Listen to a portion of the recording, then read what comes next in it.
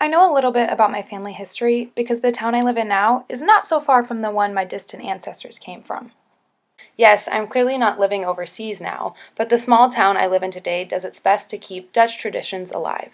For example, arguably the most popular places to dine in Linden include the Dutch Mother's Restaurant, and you can find all the old men having coffee at a place called the Dutch Treat. We also have windmills everywhere, a giant wooden Dutch shoe on wheels that can be seen driving around our local parade, along with klompen dancing. We enjoy Dutch delicacies like poffertjes and oliebollen, and still put up lights in the shape of Dutch people and tulips in our town during Christmas. And I haven't even mentioned the names. Now, not every Dutch name begins with Van, but quite a lot of them do, and we have quite a lot of those names in Linden. Quick background: the word Van in Dutch means from.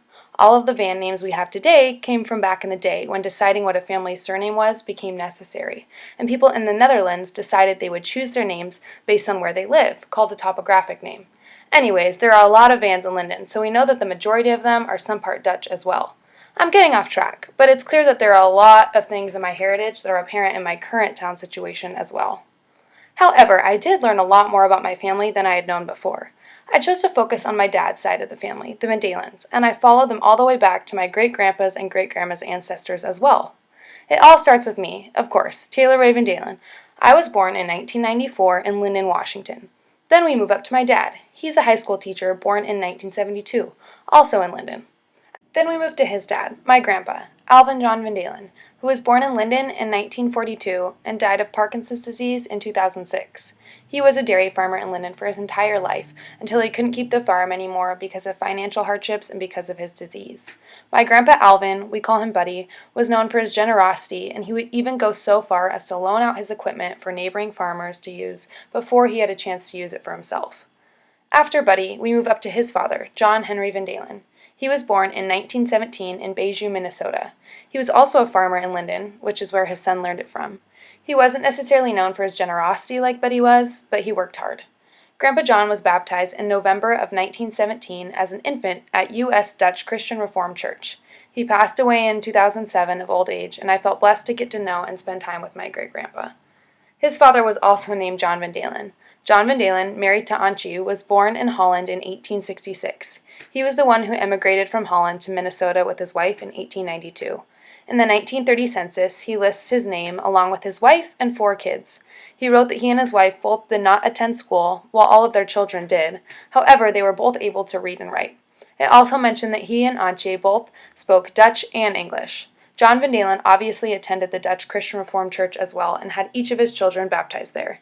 He worked as a farmer in the United States, but he worked as a chicken farmer while his kids worked as egg candlers for the Co-op Egg Association. I also followed my great-grandmother's side, Bernice Gertrude Visser Vandalen, and traced her ancestors back. She was born in Downs, Kansas, and lived from 1924 to 2011.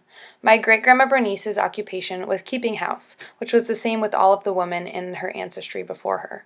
When I think of my great-grandma Vandalen, I think of Dutch mints, because she was always giving them out to us grandkids. Her mother was Martha Visser, who lived from 1895 to 1980 and was also born in Kansas. Martha's father was named Marinus Wickers, who lived from 1871 to 1962 in Paterson, New Jersey. Marinus also worked as a farmer.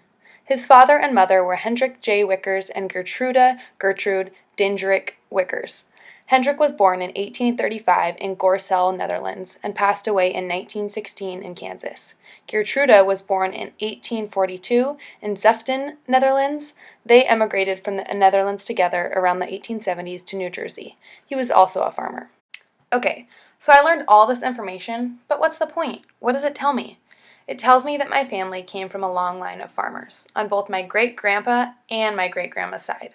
Farming was such an important part of their lives that both my grandpa and my great-grandparents' headstones have something to do with farming. Whether they were chicken farmers or dairy farmers, I believe that that is where my family learned their hard work ethic.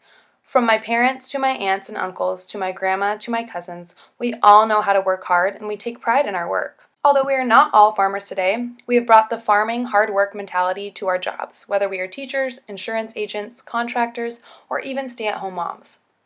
Our ancestors showed us how important it is to maintain the legacy of working hard. My ancestors also found religion very important. They all attended Dutch Christian Reformed Church when they moved to the United States and were baptized as infants there. I also attended a Reformed church up until I was in the 6th grade, and I was baptized there as an infant as well. Their weddings would have taken place in a Reformed church with their family present as well. This summer, I am not getting married in a Reformed church, but the ceremony I will have will be very faith-based, and I'll be surrounded by my close friends and family, so I'm carrying on the tradition in that way. There will also be poffergies for dessert, so there's that. When looking at my great-grandparents' marriage license, it also makes them promise that they are not closer related than second cousin. This is more of a Linden family joke because we joke around that everyone in Linden must be related to each other somehow. My fiance, Levi, and I are actually related in 2 different ways, but it's by marriage, so it's okay. As I said before, my ancestors probably engaged in celebrations that included desserts like poffergies or oliebollen or klompen dancing, which is what we still do in my small town today. As I became better acquainted with my ancestors' stories, it made me grateful to them that they paved the way for my family to be what they are today.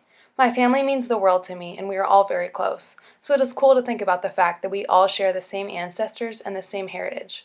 With this, we also share the same heartaches and losses, but that is what brings us closer as a family. I also love the fact that my heritage is so apparent in the town that I live in today because it reminds us where we came from and that we will always be connected.